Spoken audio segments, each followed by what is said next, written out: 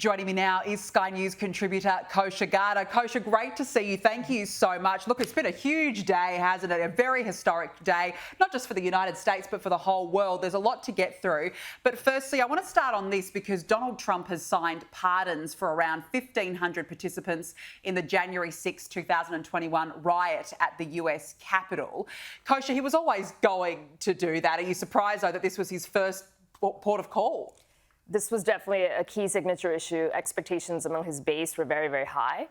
There was a little bit of a question mark. There were some reports coming out there that maybe he won't do all of them, maybe it won't be a blanket pardon, possibly. And there was a little bit of a civil war going on within his base about that.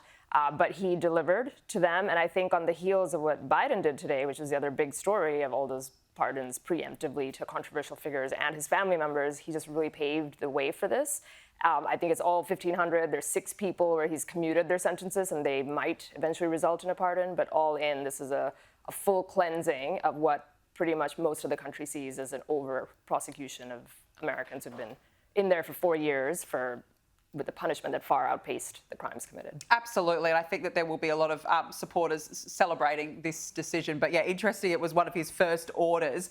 But speaking of, Donald Trump has signed more than 200 executive orders on his first day. I've got to say, Kosha, he really wasted no time, because you look at the footage. He went from the inauguration to the actual celebrations themselves, and then suddenly he was ushered into an office where the cameras were on him as he was signing one executive order after another. What are some of the key items on that list? And it's unlike anything I've ever seen, at least in the past several presidents. It's because 6 months leading up to this, he already had privately funded his transition team, and all of these ducks were in a row, ready to go legally and everything else on his desk. It spans the gamut, the pardons like we just talked about, hiring freezes for the federal government, forcing people to come back into work physically in the office 5 days a week post-COVID, declaring a national emergency at the border, which is going to unlock a whole host of other things that come out of that on his immigration issue, withdrawing from certain international agreements, withdrawing from the World Health Organization, which many people are angry about post-COVID, and there's another 15 that I'm not even mentioning. No, that's fair enough. I do want to go through some of the more international ones soon, but it feels like he's really trying to clean up the public service with these executive orders. Why do you think that is a priority for Donald Trump? That's one thing where with the swipe of a pen, he can do it, because that is where the executive branch has jurisdiction, that's in his purview, and a lot of it is just enforcing laws that are on the books or trying to shrink the bloat of government. All the Doge cutting and all of that will fall into that as well.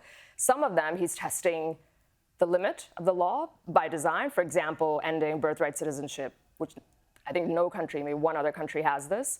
Ending birthright citizenship for illegal aliens, for example. You come in illegally, you have a baby, you don't automatically get U.S. citizenship. That will be tested in the courts, and he knows that. So some are in that category, but a lot of the other ones, to your point, is just it falls in his purview. He's not wasting any time, and anything where he doesn't have to rely on Congress, doesn't have to rely on the judiciary, he's just going full speed. He's absolutely going full speed. And what do you think that this says about the sort of president that he will be, that he's not mucking around? And a lot of them, he made promises before the election. He won on that mandate. He's getting straight down to business. What do you think the next 4 years will be like? If today's any indication, and let's hope he doesn't lose steam, we really are going to see huge change and huge disruption. This was such a high contrast election in every which way, in terms of policy, in terms of substance, in terms of style, in terms of energy, in terms of stamina, all of it. And today is just finally the fruits of that labor of what was a very hard-fought campaign is coming to light. And if this is an indication of what's to come, it's not going to be anything like the first time, because he's much more organized. And it's also much more prepared. A lot of the attacks from the other side have fizzled out, so that it's hard for them to rerun those attacks. And you'd have to think that somebody who's been impeached, indicted, convicted, almost assassinated, is a changed human being, has nothing to lose, and he's just going to leave everything out on the field for the country. Yeah, it's going to be a very interesting 4 years ahead. If today is anything to go by, boy, we're in for a fascinating ride. Now, we mentioned some of the international executive orders, and I found this one to be particularly interesting because Donald Trump has announced he is pulling out of the Paris Climate Accord. This is what he said. I'm immediately withdrawing from the unfair, one-sided Paris Climate Accord ripoff. The United States will not sabotage our own industries while China pollutes with impunity. Kosha, I want to get to the consequences for Australia in a moment, but firstly, Donald Trump's been professing the new green scam, as he's been calling renewable energy for the last few years. So this doesn't come as a surprise. But what does it mean now for climate targets that were put in place by the Biden administration? It dismantles them. I mean, this whole Paris Climate Accord has been a yo-yo, where Obama signed them in. As soon as Trump won the first time, he withdrew. There was sort of an expiration period where he couldn't do it overnight, had to let it run its course, finally withdrew, lost the election, Biden comes in, reinstates it, and now back to removing it. So each time that yo-yo sort of has been going back and forth, but I think, as he said there, that it runs antithetical to his agenda, which is US energy dominance, growing industry at home, and these types of agreements. Even if you support wanting to keep the planet clean, which I think most people do, these agreements don't get there. It's just a massive transfer of power and transfer of wealth from some nations to others, some sectors to others, and it means in time, when this stuff is unwound, it will cease to exist. Well, hopefully this is a big wake-up call for here in Australia with our renewable energy fantasy that we're going down under. But what does pulling out of the Paris Climate Accord now mean for Australia? Because it had been foreshadowed for some time. Mm-hmm. Does it impact us at all? Hopefully it gives a little bit of a permission structure to push harder, because it's been a mini yo-yo here too, where Prime Minister Abbott, I think, signed on to it, and then he actually wanted to withdraw from it once the details came out, and then couldn't politically, and all the rest of it. So maybe we've got our own election coming up over here. This might pave the way for that type of discussion. Also, just specifically that transfer of wealth and power that we mentioned, the United States taxpayer funds a lot of projects that other countries are beneficiaries of through this accord, and if we pull out, if the US pulls out, then that funding dries up, and that may have some ripple effect to other countries, including Australia. Well, I just find it fascinating that he's putting America first, which is exactly what he promised to do, and I hope that sets a standard for places like Australia first. Put your own country first and stop relying overseas.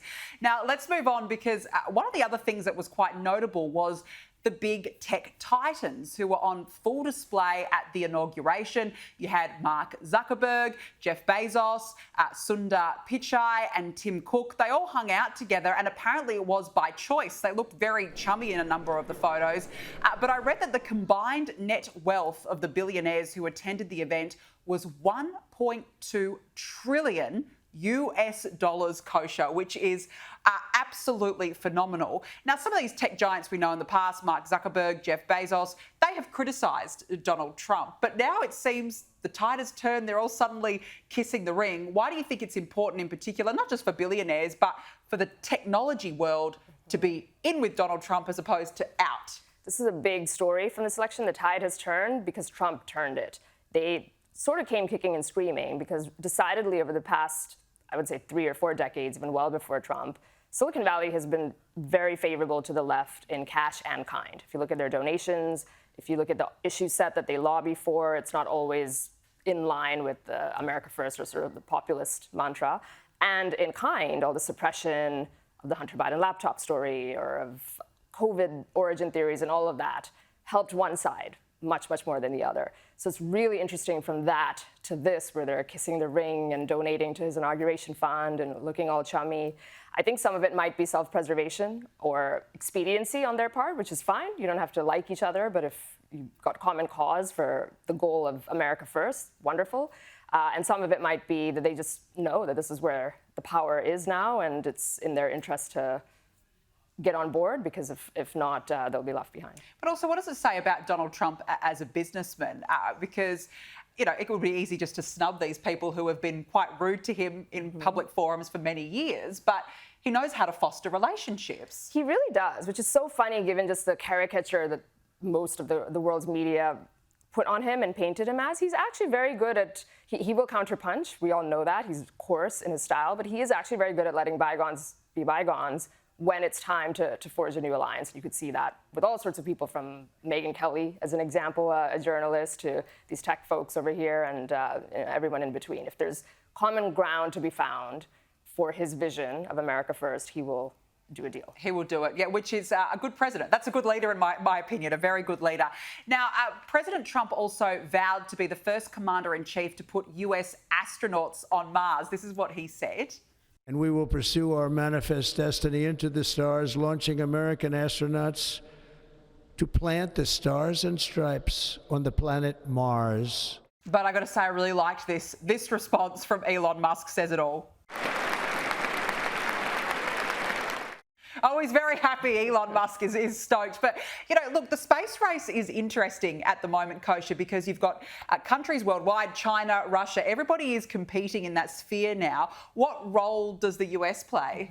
Such a central question. So it's been 56 years since America decidedly took the mantle there and sent the first man on the moon. Nobody else has done it since then. And you could argue that era was the peak of US exceptionalism and ingenuity, and it all sort of manifests in that moment of Neil Armstrong going on there and having a phone call with Richard Nixon. And since then, the last half century, it's been a managed decline in so many aspects, US society, economically, culturally, and everything else. So Trump clearly has a vision. All these things he's talking about in terms of economics, culture, regulations, foreign policy, all of that, America first, make it strong. And then the manifestation of that, the pinnacle of it, is going back and winning the space race and out-competing other countries that have come a long way, like China, since then. That's his mission. That's something that Elon Musk has said is a big motivation Clearly. for him. So that's that common cause that we talked about. No, I think it's terrific. It's going to be interesting. Plus, it's a huge industry, the space industry. So I look forward to see what happens there. Now, Vivek Ramaswamy has pulled the pin as co-leader of the Department of Government Efficiency, apparently due to his interest in running for governor of Ohio. Kosha, I was quite surprised by this. It didn't take very long. It was picked by Donald Trump, but now he's left. It always probably was a conceptual thing, having two leaders, co-CEOs, two billionaires. With Elon Musk. With Elon Musk, and Vivek. Nice idea, but I always thought maybe, I'm not sure, too many cooks in the kitchen, one could argue. But I think the more important reason is the governorship. So he's from Ohio. The governor there, Mark Devine, is term limited. So in 2026, that's going to be an open seat. Vivek kind of came out of nowhere and just in 15 minutes really went from a nobody to a household name now in America. So strike while the iron's hot. And if he does win, then that's a good thing because he is, generally speaking, America first and an ally of Trump, and we need more governors. Trump needs more governors that support his agenda. Absolutely. Yeah, it didn't last very long at all. Now, we have to talk about Barron Trump, the son, of course, of Melania and Donald Trump, who has once again stolen the show at the inauguration. The internet is abuzz talking about how tall and stature this man is and say that he is a president in waiting. I tend to agree, Kosha. We know that he played quite a pivotal part in his father's election campaign. He was the one who encouraged him to go on podcasts like Joe Rogan, which really helped him get over the line. But you just look at him, he's so staunch, he's a strong man, and I think he's going to be a future leader. What do you think? He's got a lot of the raw ingredients. So people love the Trump kids and the Trump family. They're also well put together, they're very attractive, they're smart, they're accomplished, all of that. And he was just a little 10-year-old boy the last time around, and they've sort of been keeping him out of the limelight, very private people, Melania famously, and now he's back thrust onto the scene, so tall. I think he's 6'7". Yeah. He's completely grown up in front of our eyes. And as you mentioned, he played a pivotal role in his media strategy. He seems to love the crowd and the energy. But like his mother, he doesn't say much. He's a little bit of an enigma. And I think that will serve him well, where he's creating a lot of interest and he may burst out onto the scene at some point in the future. I completely agree. All eyes on Barron. I just think he's an absolute star. Now, speaking of his mother, we've got to talk about the fashion because Melania looked very sharp today, but her hat got in the way of an important photo opportunity. Have a look.